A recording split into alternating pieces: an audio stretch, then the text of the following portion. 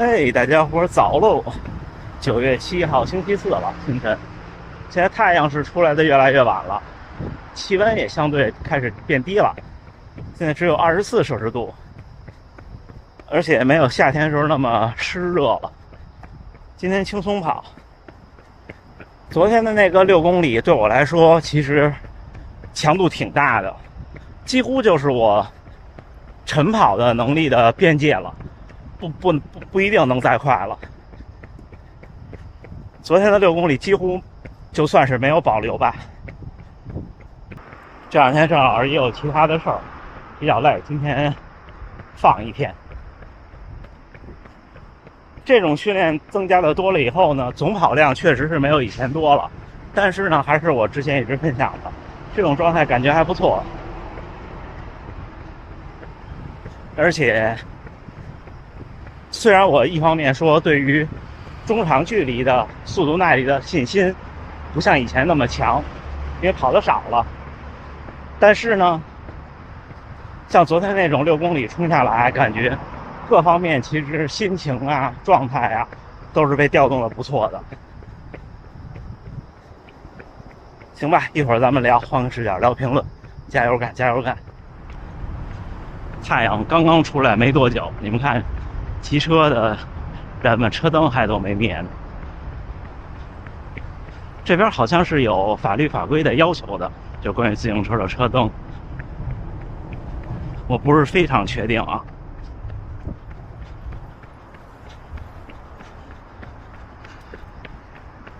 那我们开始聊聊评论。高驰到 Strava 怎么同步？这个事儿是这样的，就是我的不成熟的小经验。就是遇到问题的时候，就去再读一遍，就把所有你觉得你能看到的地方都看一遍，可能它就有解决方案。比方说，您可以试试打开高驰的 APP 找一找，您就能找到了。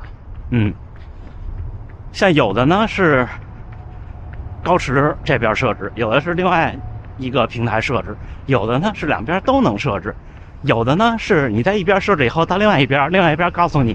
在这边还需要再设置一次会更好。手表的心率，总听我说手表的心率不如心率带，不准。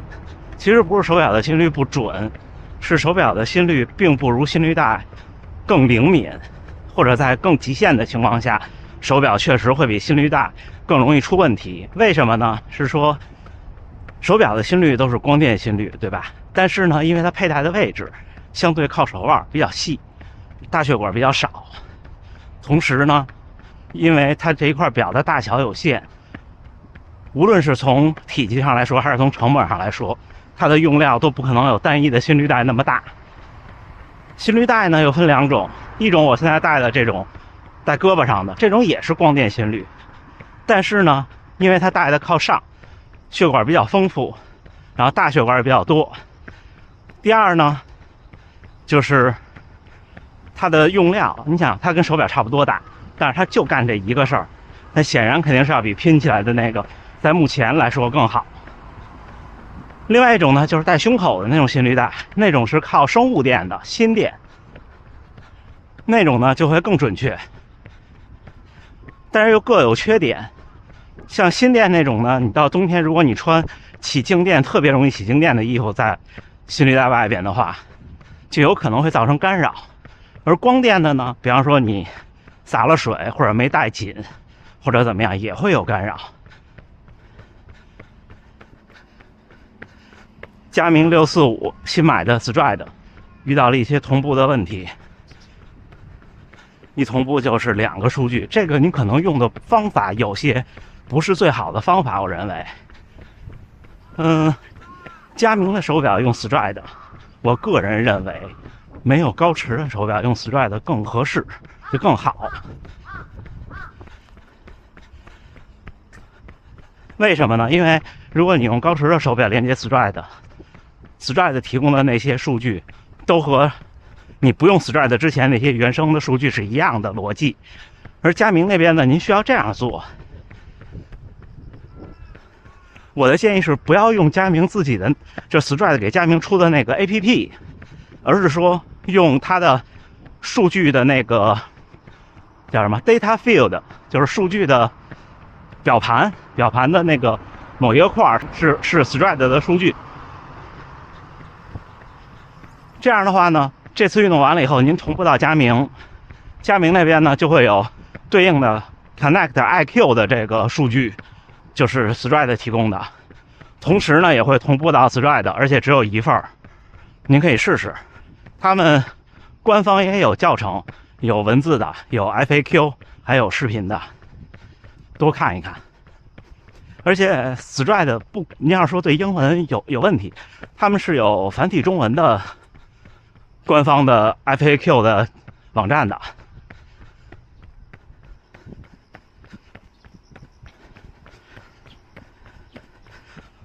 呼吸，问我是不是用鼻子呼吸不喘？因为看我的视频是这样的，跑多了以后是有一定的控制能力的，这是第一。第二呢，我坚决反对只用鼻子呼吸，坚决反对。上期回评论已经说过了。然后一个小伙伴说，高3的时候使劲跑受伤，一直就没有完全康复啊，应力性的伤。您还年轻，完全没问题。但是呢，您这么年轻，我的建议就是养好了再开始，不差这一会儿时间的。否则呢，其实你说会有什么大的问题吗？我觉得也不会，但是可能会对您对待跑步的心态有一些影响。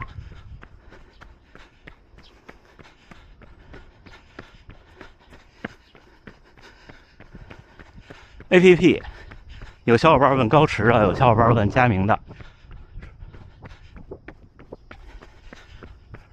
说这两个平台给自己的恢复时间的建议、身体的疲劳程度，这些要不要遵守和相信？我个人的小建议是，不用太在意。这个东西就像我说心率变异性一样，就是用来验证一些东西。比方说你今天特累，一看 APP 跟你说你今天也特累，那对了。然后你今天感觉什么事儿都没有，APP 跟你说你还要再多休息5个小时，那就不用管它。这种它都是基于大规模的，甚至都不一定是很大规模的数据的采集做的那种估算，就是别人都什么样，然后套用到您身上，人跟人不一样的。而且每个人评估自己每天训练的强度也不一样，包括手表告诉您今天的训练强度，它其实也是一个预估的数，它都是统计学的东西。10月29号的全程马拉松比赛，现在的最好成绩是3小时05。想了解是多跑间歇好呢，还是多跑固定速度，就是有氧耐力或者是速度训练好，长距离的速度训练好。现在看您还有1个多月的时间，我的建议是从现在到9月底多跑一些8到14公里的速度耐力，但也不要太多，因为速度耐力是要比间歇让人的身体更疲劳的。之后呢，您可以在10月初，比方说10月初一放假第一天，您就自己来一个30公里的自测，就全力以赴的，然后用这个全力以赴的配速当做比赛的目标配速。然后之后这1个月，说实话，练什么用处都不大。您的训练应该围绕在2点：第一，保持速度能力，或者保持速度感，因为赛前减量减多了以后，可能速度感会慢慢流失。那这个时候呢，可以考虑多跑短距离的变速跑。就变速跑不需要跑特大强度的间歇。另一方面就是巩固您的信心，因为您那个30公里测试如果很顺利，您的信心会特别好。但是1个月的时间有点长，足以把信心慢慢让它消失，就是刚才建立起来的。但是呢，如果您要是太晚再跑这个30公里呢，信心还在，身体又不行。这看您自己的心态，每个人自己最了解自己。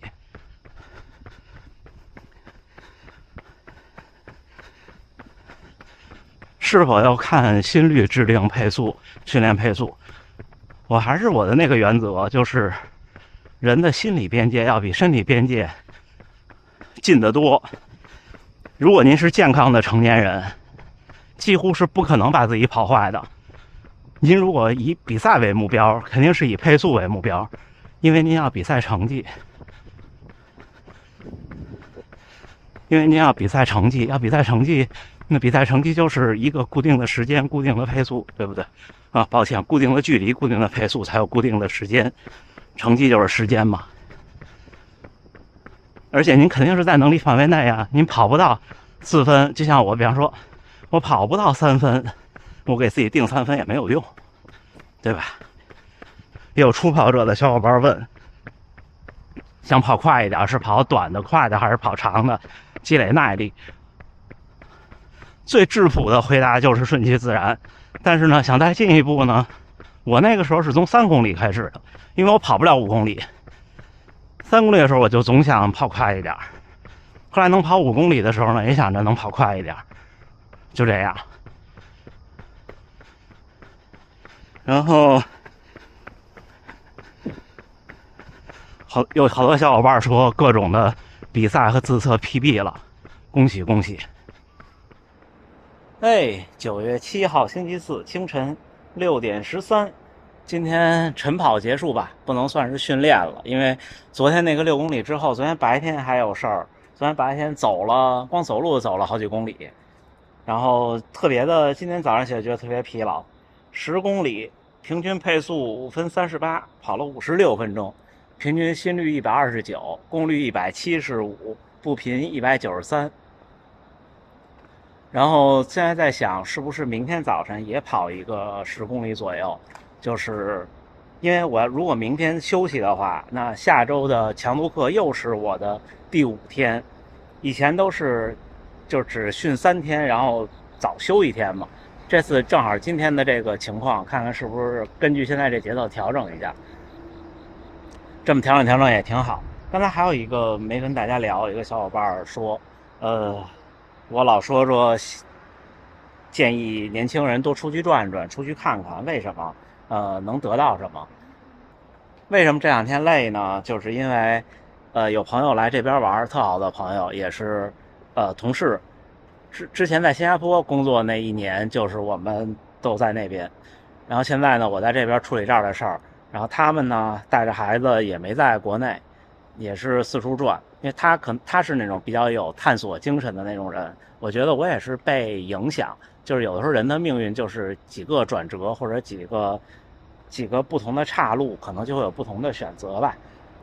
当时我们新加坡那边的事儿干得差不多之后呢，也一起干了这么多年了，然后觉得到这个年纪，他们有小孩，我是没小孩的，也考虑小孩的教育，因为那时候在新加坡工作的时候，他们家孩子刚刚上学，在那边上学，然后后来呢就选择还是去一个其他的地儿，他们就去了马耳他，跟我讲是一个离意大利特近的岛，然后怎么样特别有意思。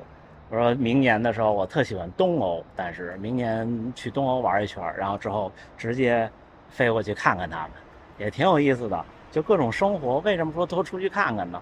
就是外面的东西不一定都好，也不一定都坏，看多了别人呢，就能让自己在将来做各种选择的时候呢，可能能更加的考虑的充分一点。比方说你看了别人这儿不好那儿不好，或者你见了一些可能因为某些选择做的得到了不好结果的人，那你在未来你可能面临某个选择的时候呢，你就会怎么说呢，更保险一点。这跟马拉松比赛经验一样，你跑多了你就知道哦，30多公里我现在这儿不舒服了，我该怎么办，对不对？